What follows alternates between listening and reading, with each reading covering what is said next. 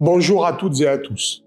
2024 aura été une année très compliquée, marquée par des conflits, de l'instabilité politique et des crises importantes comme celle du monde agricole.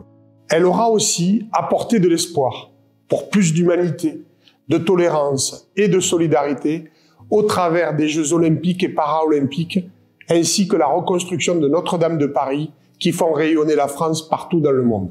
À Gignac, les projets se sont concrétisés et nous avons continué à préparer l'avenir. Le cabinet Sera et Territoire 34 nous ont proposé des schémas d'aménagement et de mobilité qui nous ouvrent des pistes de réflexion au travers du plan guide Gignac 2040. D'ailleurs, vous êtes venus nombreux en parler avec nous lors des réunions publiques et nous vous en remercions. L'année 2025 sera impactée par les difficultés financières.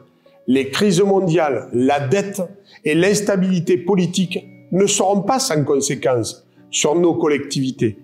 Le département de l'Hérault, un de nos principaux partenaires, malgré une gestion saine, sera particulièrement mis en difficulté.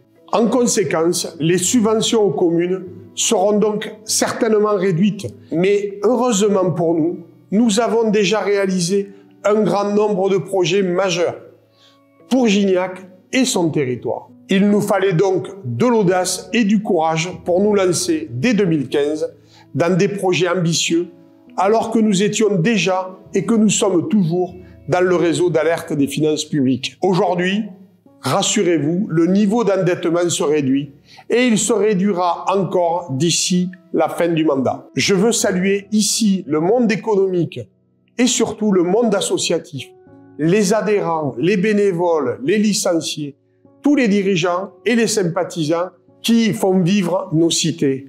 Que serait la vie de nos villes et villages sans eux?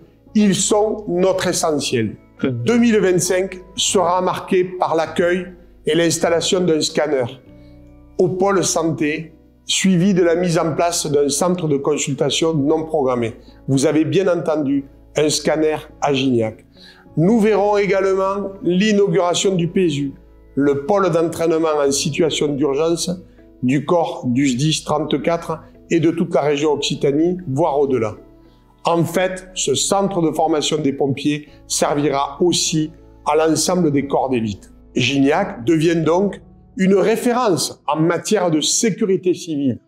Nous attendons également l'arrivée de plusieurs services de la gendarmerie à Gignac, la brigade motorisée de recherche et du PSIG en complément de notre brigade actuelle. Deux sujets vont devenir un leitmotiv de notre vie quotidienne. La gestion des déchets et la gestion de l'eau et des risques. Ce sont des sujets qui nous concernent tous et nul n'est à l'abri.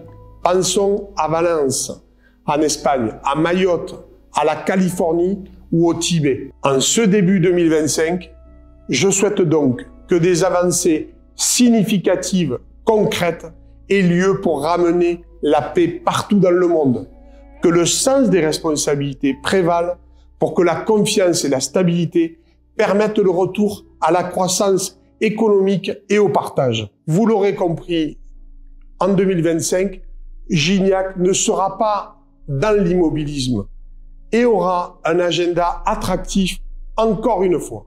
Je souhaite donc à toutes et à tous une très belle année 2025. Vive Gignac!